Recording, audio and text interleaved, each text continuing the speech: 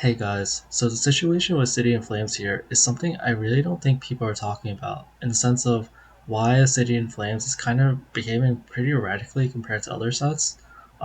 Sure, everything's rising. Sure, all booster boxes are about 130, but the thing is, like, a City in Flames just kind of betrays some of the normal metrics. The most important one being that it's the lowest value set out of all the Scarlet Violet sets, at least the main sets, by a large margin. Like if you go on Pokedata, you see that it's 284, so it's less than $300, and I have everything else pulled up. Usually, everything else is at least 400. Like Scarlet Violet base is considered a pretty bad set, but even it has enough cards to reach 400 something dollars. And then Paladin Evolved is close to 1,000. Paradox Rift is close to 800. 800 Temporal Forces close to 1,000. Stellar and I mean Twilight Stellar is about 450, and then Surging is just crazy. But yeah, like 200 is just like really really low. Like you'd expect that Obsidian would be one of the like lesser performing sets, but you guys don't know, like Obsidian just like crossed the 140 stage. And it's like I've seen this happen before in the sense of like Obsidian's been like more expensive than the other lower tier booster boxes of Scarlet Violet for a while. Like when I was tracking prices, like it got to 130, and then when it got to 130, Scarlet Violet base, Stellar Crown, and a Paradox Rift, the other kind of lower sets, and you can see it because the values are lower. They're around like 110, 120, and you're like, why is Obsidian Flames riding so much? Is it the Charizard effect? Is it whatever? And so like most people are just kind of looking at these like shallower sort of explanations, and it's still kind of speculation on my part, but like the data just keeps coming in that keeps betraying my expectations. I just put in some like more thoughts to it, and so here's just like a compilation of reasons why I think Obsidian Flames is doing well and why people are buying into it. Um, so one of them is, as I mentioned in the video, the 151 effect. Um, so the first of all this, so there's two sides of this 151 effect. One of them is that when you look at the top chase cards, like if I just look at the top 9 cards, they're kind of all sort of like Gen 1 related. Um, even Cleffa and Scizor, they're like pre-evolutions or evolutions of Pokemon from Gen 1, and they're at least Gen 2. So like they're all pretty old, but like there's a bunch of aside from that, there's a lot of nostalgic Pokemon here, like Ash from the anime. I don't know how, like, a bunch of people probably watch the anime, but most people know he had a Charizard, and then there's Pidgey and Pidgeotto and Pidgeot, and so like, but even like if I just remember the numbers, like early in the Pokedex, like Ninetales and Looms are very early on. These are very like nostalgic kind of Pokemon. Scizor is pretty cool. Clefairy, the art looks great, and everyone talks about Ninetales. There's multiple Charizards here, which I'll get to that in a sec. And there's Pidgeottos here, like those are Pidgeottos, but like there's just a bunch of like nostalgia here. And the thing is that with this bull market, a lot of new people are getting back into the hobby, or like they used to buy Pokemon, they haven't been keeping up. So if they're gonna come back in the hobby, like a lot of people, you'll hear them say, "What got me back into Pokemon? It was 151." It's because the Pokemon look familiar. It's actually a really good set. Like yeah, like honestly, like this would be a great entry point for me too. It's like, hey, I don't know what to buy. I'm all, oh wow, this looks great. Like and like I remember all these Pokemon. Like I don't know like what like okay, let's look at Twilight for a sec. Like let's ignore the Eevee, maybe the Greninja. Some people will know about that, but it's just like I look at these and I'm like, I don't have any like, oh, that looks like a Growlithe, cool. Oh, that looks like a Chansey, cool. But other than that, it's like I don't have any emotional connection. Oh, and there's like a Fernape. Like I don't have any emotional connection to all these Pokemon. Like I guess I see Pinsir over there. Um, and so it's just like it's harder to get into these sets. Like sometimes I'll just be like, oh, I want to buy Twilight because it's expensive, and that's honest. People mention that, but like people don't acknowledge that. Like I saw a video from Nostalgic Economics yesterday. Where he was like, people are complaining about the card prices and how like the hobby's so expensive now. The thing is like um that is kind of like ignoring supply and demand economics in a sense, because he was like 99% of cards in Pokemon you could buy for like less than $20, because there's Pokemon print so many cards, and a lot of the singles end up being very low value, maybe reprints or whatever. And the only reason you have an issue playing Pokemon or collecting Pokemon is if you just want the card everyone else wants. And if everyone wants those cards, then if there's no base supply and demand. Like the Greninja, if you want to get back to Pokemon, like, I want the Greninja, well you have to pay $320. But if you just want like one of the like if you just want a nice looking Eevee, you get a nice looking Eevee probably for like $1. You want a nice looking like any Pokemon from 151, the original. There's probably a version of it that's very cheap. It might even look okay. And so if you wanted to like play or collect Pokemon, you wouldn't need to spend like a ton of money. You could just like collect them.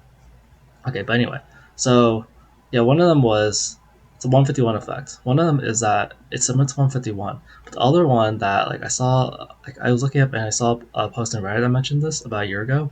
It's that 151, like they timed it kind of badly. Like if you look at this release day schedule, like they released Obsidian Flames on August 11th, and then they released um 151 literally a month and like a week ish later. Like there was like a smaller kind of buffer compared to other things. Like March to June, that's at least like 2 months.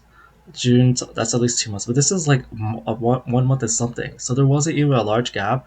And like I saw like I wasn't really around when 151 actually came out, but there's a lot of like hype behind it. In general, this was already kind of a bull market. I mean, a bear market. Like people were not hyped at all for these sets. Everyone thought Sword and Shield was like the way to go. um, and so 151 kind of brought some life back into it, but then they're like, yeah, these first three sets are really terrible.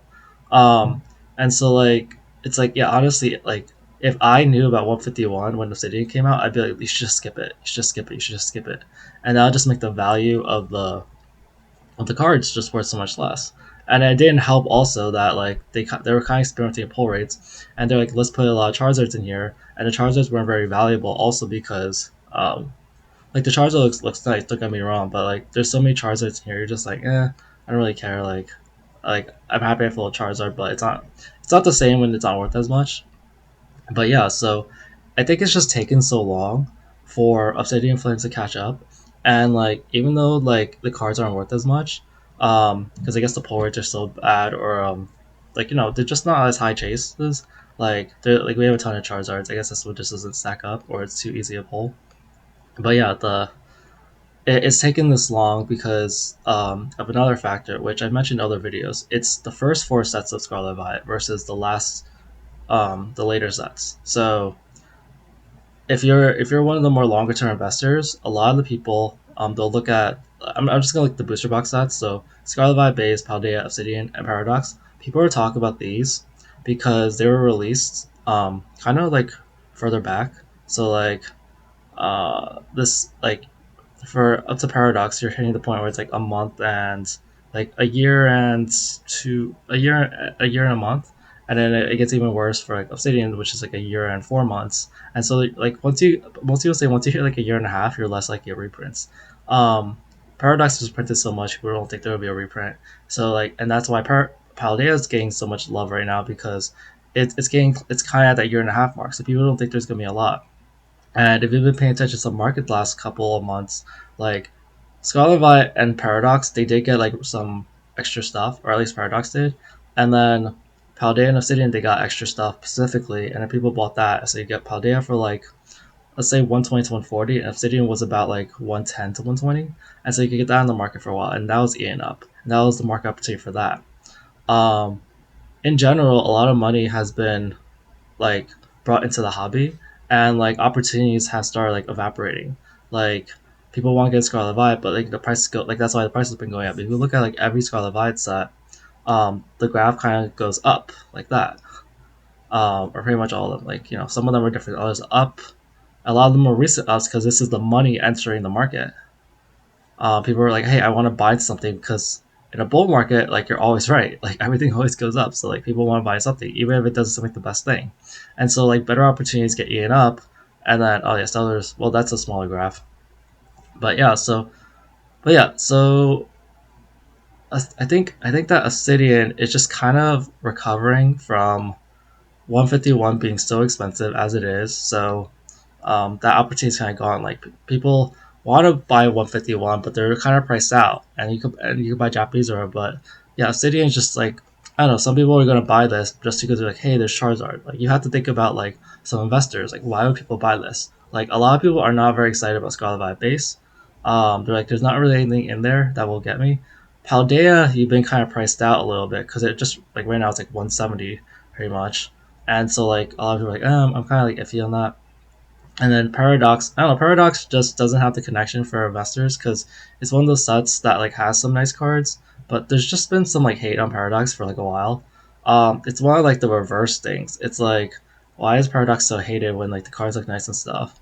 Um, like the price is rising for Paradox. Don't get me wrong, but it still keeps lagging behind Obsidian, and so like that's the part that's just kind of confusing. I guess right now it's like 140 here, so it's kind of keeping up right now. Um, and then so, let's see what else is there. So yeah, I mentioned the Charizard effect at 150, 151. There's lower supply now. It's a first four set. Paldea 151 are too expensive. The money has to go somewhere. Um, and I think the last thing is mostly just rip and ships. So rip and ships affect all these sets. And this is kind of going a little out of there. Like everything else seems a little more obvious that I said. I'm kind of just curious how much the rip and ship affects certain sets more than others. Because I think of the timing.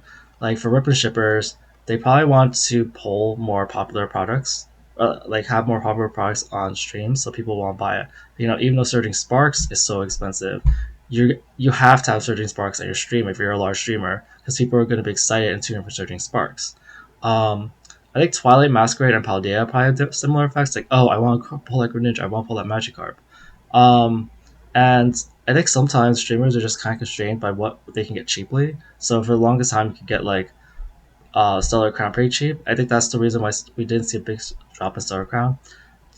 Temporal Forces have been pretty hyped, but there hasn't been a lot of supplies. I feel like it's just harder to get, and people haven't been buying as much. There's even this down dip over here. Also, people aren't sure it's going to get a reprint. But I think Obsidian Flames, it might have something where people are like, hey, I want to pull a Charizard.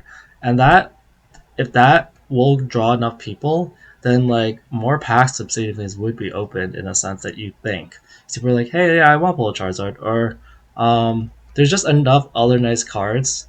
Because the thing is, like, if there's only like one good chase card, it's kind of like a vault.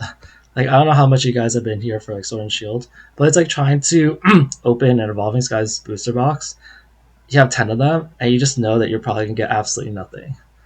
Versus like I guess like Obsidian Flames has like probably enough depth, not in terms of high value cards, but like it's kind of nice to get like having an okay chance of getting like Charizard, a Ninetales, a Pidgey, Sword Evolution, a Clefla. Like the pull rates are actually easier. And if you're on a stream, maybe we'll just have fun because like people on streams they kind of want to just have fun, they want to just enjoy themselves.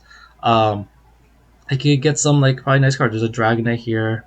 There's a Umbreon. Like some people will just like these things.